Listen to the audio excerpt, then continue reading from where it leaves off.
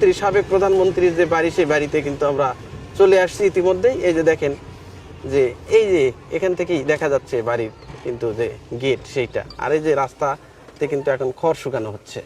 এই যে দেখেন বিশাল একটা বাড়ি, বাড়ির উঠানে কিন্তু এই যে ধান খের মাড়াই করা হচ্ছে, ধান শুকানো হচ্ছে।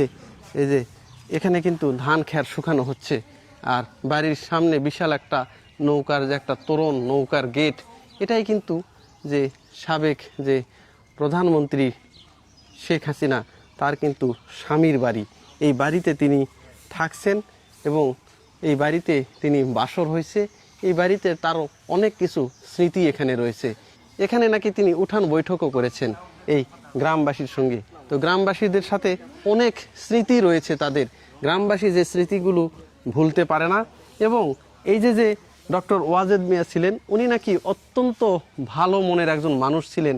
এই কারণে দেখেন সারা বাংলাদেশে একজন ইউনিয়ন পর্যায়ের একজন নেতার বাড়ি যেখানে ভাঙচুর করা হয়েছে, সেখানে কিন্তু শেখ হাসিনার স্বামী হওয়া সত্ত্বেও, মানে শেখ হাসিনারও বাড়ি এটা ধরা যায়, সেখানে কিন্তু একটা ঢিল বা ইট পাটকেলও কিন্তু কেউই মারেনি। এই জন্যে যুগে যুগে মানুষ কিন্তু যে মহান হলে যে মানুষ তাকে ভালোবাসে, দয়ালু হলে যে মানুষ তাদের পাশে থাকে, মৃত্যুর পরও কিন্তু সে হয়তো তার যে পরবর্তী যে জগৎ রয়েছে সেই জগৎ থেকে কিন্তু দেখতে পাচ্ছে। এবং এই জন্যই বলে যে কীর্তিমানের মৃত্যু নাই, মৃত্যুর পরও তার জীবন যে ভালো হতে পারে, এটা কিন্তু এই ডক্টর ওয়াজেদ মিয়ার যে জীবন বা তাদের যে এই যে পৈতৃক বাড়িতে এসে না দেখলে এটা কিন্তু কল্পনা করা যায় না। এই আশেপাশের লোক তাকে কিন্তু খুবই শ্রদ্ধা করে, তাকে কিন্তু খুবই ভালোবাসে। চাচি, এই যে এই বাড়িটা, এটা কার বাড়ি? এটা হাসিনার। এটাই হাসিনার বাড়ি না হাসিনার স্বামীর বাড়ি?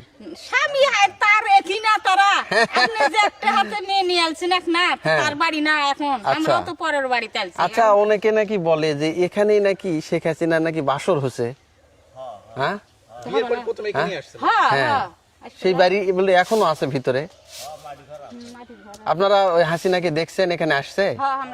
হ্যাঁ, চাচা, তাহলে এই জায়গাটার নাম কি? এটা ফতেপুর না?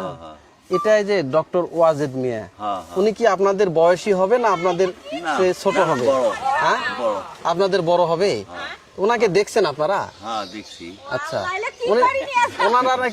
ওনারা নাকি জমিদারের ছিল, অনেক বলে জমা জমি তাদের।